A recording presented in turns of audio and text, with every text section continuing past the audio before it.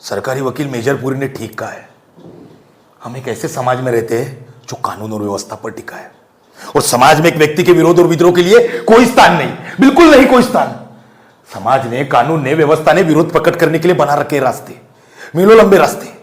इन रास्तों पर चलना शुरू किया जा सकता है, लेकिन प्रश्न तो यह है कि विरोध प्रकट करने वाले रास्ते कहीं पहुंचते भी है?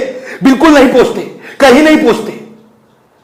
विरोध कोई नाटक नहीं कि अंतिम अंक लास्ट एक्ट तक पहुंचने की प्रतीक्षा करे। शक्तिशाली लोगों के विरोध को राजनीतिक विरोध कहा जाता है, जो उन्हें की छलांग में पहुंचे देता है सत्ता के पात्र की कुर्सी पर।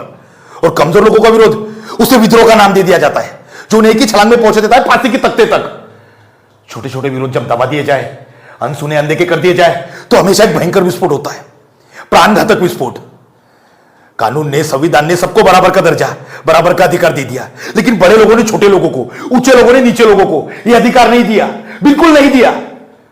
जो समाज, जो व्यवस्था जाति भेद के आधार पर चलेगा, ऊंच नीच के तराजू में आदमी को तोलेगा, उसकी आयु कभी लंबी नहीं होती, बिल्कुल नहीं होती। बराबर का अधिकार, हम तो अपने से छोटों को सोचने के स्तर पर भी बराबर का अधिकार देने के लिए तैयार नहीं।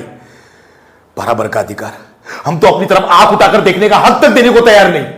इन सब का कारण वे सामंती प्रवृत्तियां, सोचने का समान तरीका, फ्यूडल टेंडेंसीज, इन सब से हमें आज तक आजादी नहीं मिली।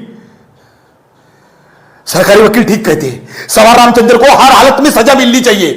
देश की रक्षा की शपथ लेने के बावजूद एक अफसर की बच्ची की गंदगी उठाने से कर दिया उसने इनकार।